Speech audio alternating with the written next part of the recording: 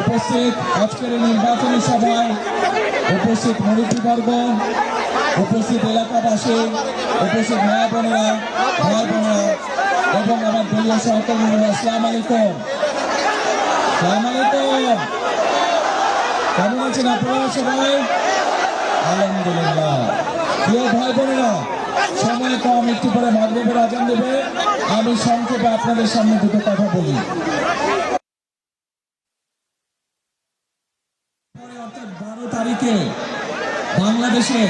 বাংলাদেশের মানুষের বহুল প্রত্যাশিত একটি নির্বাচন হতে যাচ্ছে। বিগত এক যুগেরও বেশি সময় ধরে বাংলাদেশের মানুষ তাদের ভোট প্রদানের অধিকার থেকে বঞ্চিত ছিল।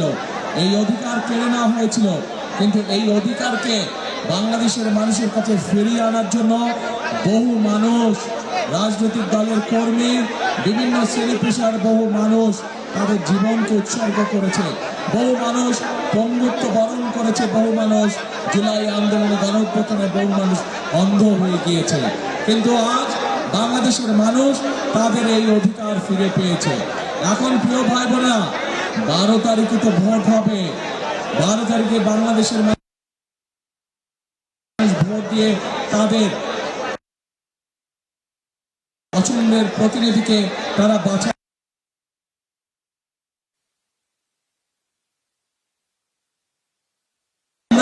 শুধু যদি ভোটের মধ্যে থাকে তাহলেই চলবে না।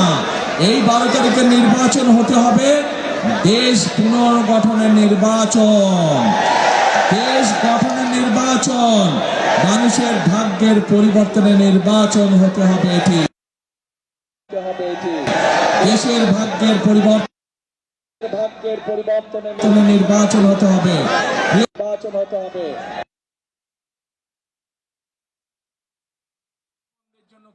নারী বা মা বোনদের জন্য কি করতে চাই আমরা উল্লেখ করেছি।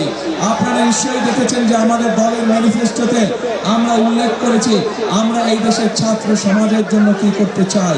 আমরা আমাদের ম্যানিফেস্টোতে উল্লেখ করেছি যে আমরা কিভাবে বাংলাদেশের লক্ষ কোটি যে বেকার আছে সেই বেকারদের কর্মসংস্থান ব্যবস্থা করতে চাই। আমরা উল্লেখ করেছি কিভাবে আমরা আমাদের দেশের মানুষের কাছে স্বাস্থ্য সেবা পৌঁছে দিতে চাই।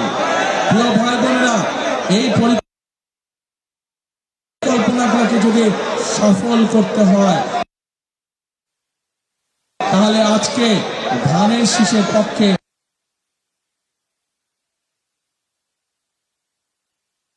সম্পর্কে আপনাদের সামনে অনেক কথা বলতে পারতাম, কিন্তু আমি সেই বিতর্ক সেই সব কথায় যেতে চাই না। কারণ আমি হয়তো সেই সব কথা বলতে পারি, কিন্তু সেই সব কথা যদি আমি বলি তাহলে কি এলাকার মানুষ বা দেশের মানুষের কোনো উপকার হবে? কোনো উপকার হবে না।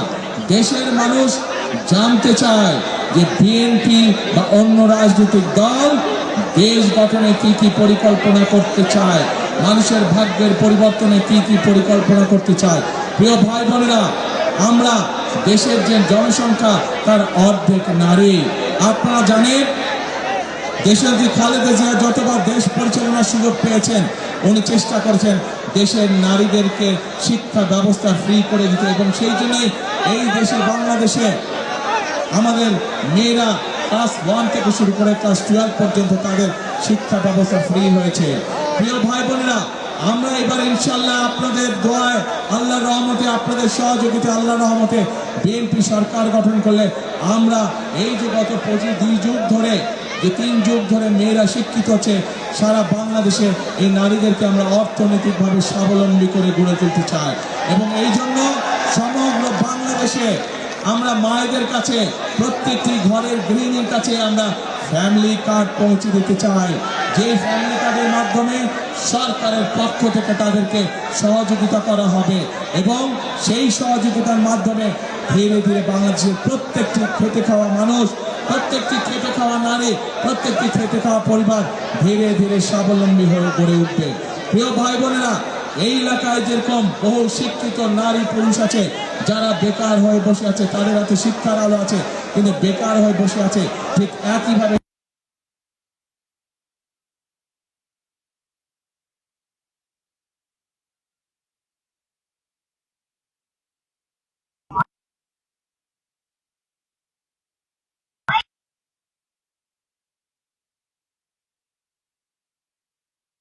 কিন্তু মেয়েদেরকে আমরা ভাষা শিক্ষা সহ বিভিন্ন বিষয়ে ট্রেনিং দিতে চাই, যার মাধ্যমে তারা হয় নিজের ব্যবসা বাণিজ্য শুরু করতে পারবে অথবা বিদেশে কর্মসংস্থান ব্যবস্থা করে বিদেশে যেতে পারবে। প্রিয় ভাই বোনেরা, যারা বিদেশে যায়, আমাদের ছেলেরা যারা বিদেশে যায়, আমরা দেখেছি অনেক দুস্থ পরিবার জমি জমা করে বিক্রি করে বিদেশে যায়। আমরা সিদ্ধান্ত গ্রহণ করে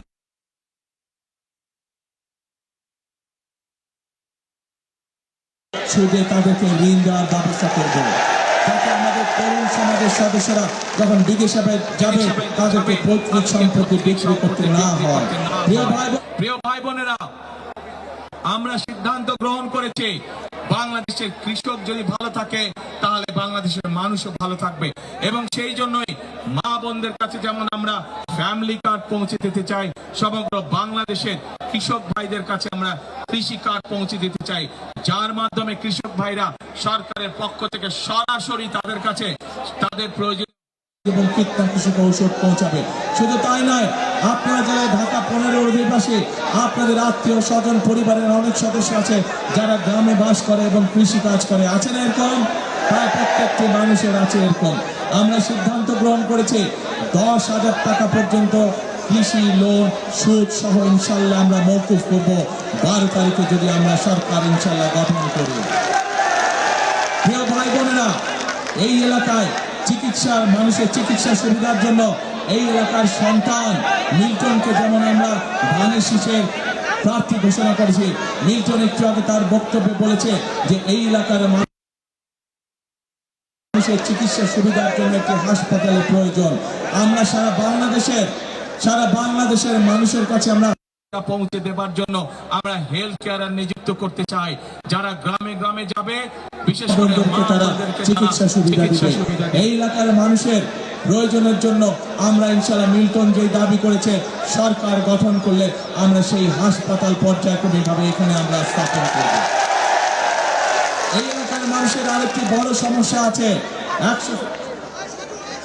100 ফিটের যে রাস্তাটির কথা এখানে মিল্টন উল্লেখ করেছে, এই প্রক্রিয়াটি দেশনেত্রী খালেদা জিয়ার সরকারের সময় শুরু হয়েছিল, কিন্তু বিগত স্বৈরাচারের সময় এ ব্যাপারে কোনো পদক্ষেপ নেওয়া হয় নাই।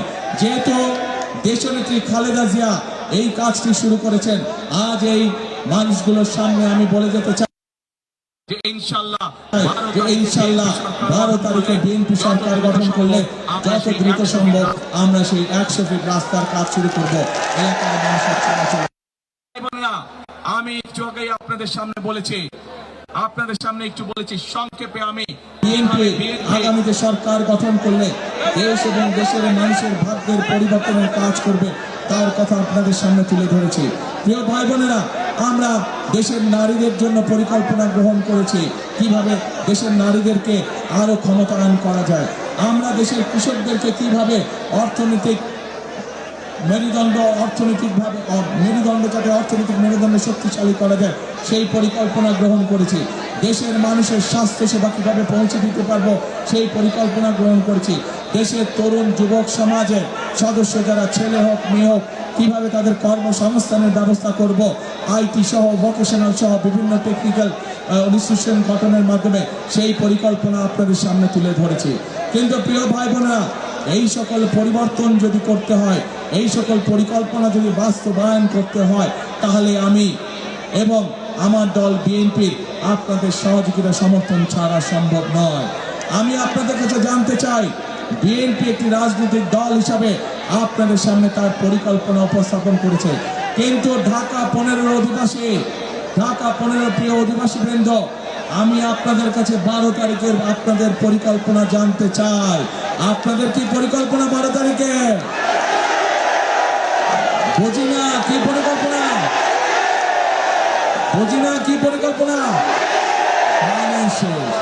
ইনশাআল্লাহ। প্রিয় ভাই বোনেরা, আজকে আমি আমার দলের পক্ষ থেকে এতটুকু কথা আপনাদেরকে বলতে পারে যে ইনশাআল্লাহ 12 তারিখে আপনারা আপনাদের পরিকল্পনা সফল হলে বিএনপি পর্যায়ক্রমিকভাবে যে সকল পরিকল্পনা দেশের মানুষের জন্য গ্রহণ করেছে এবং এই এলাকার মানুষের জন্য যে সকল প্রতিশ্রুতি আমরা আপনাদের সামনে তুলে ধরেছি, পর্যায়ক্রমিকভাবে আল্লাহর রহমতে ইনশাআল্লাহ আমরা সেগুলি বাস্তবায়ন করব। প্রিয় ভাই বোনেরা, বিএনপি সকল সময় বিশ্বাস করে যে জনগণই হচ্ছে বিএনপির সকল ক্ষমতার উৎস। আমরা আপনাদের কাছে এমন কোন প্রতিশ্রুতি দিতে চাই না যা মানুষের সাধ্যের মানুষের মানুষের ক্ষমতার বাইরে। আমরা বাইরে জনগণের যা মানুষের প্রতিশ্রুতি মানুষের পক্ষে বাস্তবায়ন করা সম্ভব, সেই জন্যই আমরা আপনাদের কাছে দিয়েছি। আমরা আপনাদের কাছে এমন কোন প্রতিশ্রুতি দেয়নি যা এই ইহজগতে। প্রিয় ভাই বোনেরা, কথা একটাই, কাজ একটাই। দেশকে পুনর্গঠন করতে হবে। দেশনেত্রী বেগম খালেদা জিয়া, ওনার সন্তান হিসাবে আমি জানি ওনাকে বিভিন্ন সময় বিভিন্ন প্রস্তাব দেওয়া হয়েছিল স্বৈরাচারের পক্ষ থেকে চলে যা, কিন্তু দেশনেত্রী বেগম খালেদা জিয়া এই দেশের মানুষকে ছেড়ে কোথাও যান নাই। ওনাকে শত নির্যাতন জুলুমের মুখেও এই দেশের মানুষকে ফেলে তিনি যান নাই। এই দেশেই তিনি ছিলেন তার জীবনের শেষ দিন পর্যন্ত। প্রিয় ভাই বোনেরা, আমাদের সকলের প্রথম এবং শেষ ঠিকানা এই বাংলাদেশ। কাজে এই বাংলাদেশকেই আমাদের গড়ে তুলতে হবে, আমাদের জন্য গড়ে তুলতে হবে, আমাদের সন্তানদের জন্য গড়ে তুলতে হবে, যাতে করে এই দেশে এই বাংলাদেশের মানুষ তার চিকিৎসা সুবিধা পায়, যাতে করে এই দেশের সন্তানরা এই দেশেই শিক্ষা গ্রহণ করতে পারে, যাতে করে এই দেশে এই তরুণ সমাজের সদস্যরা, মেয়েরা, ছেলেরা তার কর্মসংস্থানের ব্যবস্থা করতে পারে। সেই জন্য প্রিয় ভাই বোনেরা, একটি কথাই আমি বলি, আপনারা নিশ্চয়ই শুনেছেন, যদি আমার সাথে একমত হন তাহলে দরকার আমার সাথে কথাটি বলবেন, করব কাজ কি ভাই, করব কাজ সবার আগে বাংলাদেশ। আমরা শহীদদের যে প্রত্যাশিত বাংলাদেশ, আমরা আমাদের যে প্রত্যাশিত বাংলাদেশ 12 তারিখের পরে 13 তারিখ থেকে 12 তারিখের ধানের শীষকে বিজয় করার মাধ্যমে ইনশাআল্লাহ 13 তারিখ থেকে আমরা সেই কাজে হাত দেব। প্রিয় ভাই বোনেরা, এই যে মঞ্চের এই পাশে জুলাই আহত পরিবারের সদস্য আছেন, এই জুলাই আহত এবং শহীদ পরিবারের যে সদস্য আছে তারা যেন স্বজন হারানোর বেদনা, আসুন আমরা জুলাই শহীদদের প্রতি সম্মান দেখিয়ে তারা তাদের জীবন আসুন আমরা সেই প্রত্যাশিত বাংলাদেশ গঠনের জন্য সামনে দিকে এগিয়ে দিয়ে যাই। ভাই এগুলি রাখো, প্রিয় ভাই বোনেরা, কথা একটাই, কাজ বিএনপি বিশ্বাস করে জনগণের হচ্ছে বিএনপির সফলতার উৎস। সেজন্যই আমরা বলি করব কাজ, গর্ব দেশ সবার আগে বাংলাদেশ। আল্লাহ হাফেজ। বাংলাদেশ জিন্দাবাদ, বাংলাদেশ জাতীয়তাবাদী জিন্দাবাদ। আসসালামু আলাইকুম।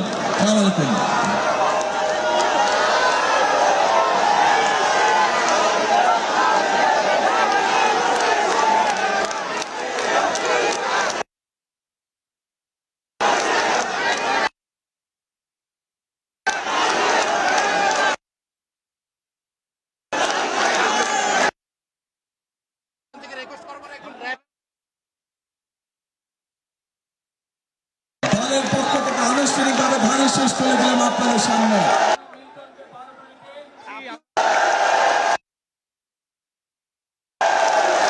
আপনারা মিল্টনকে 12 তারিখ কিন্তু আপনি আমার ব্যবহার অনেক ভালো, আপনি খারাপ ব্যবহার করবেন।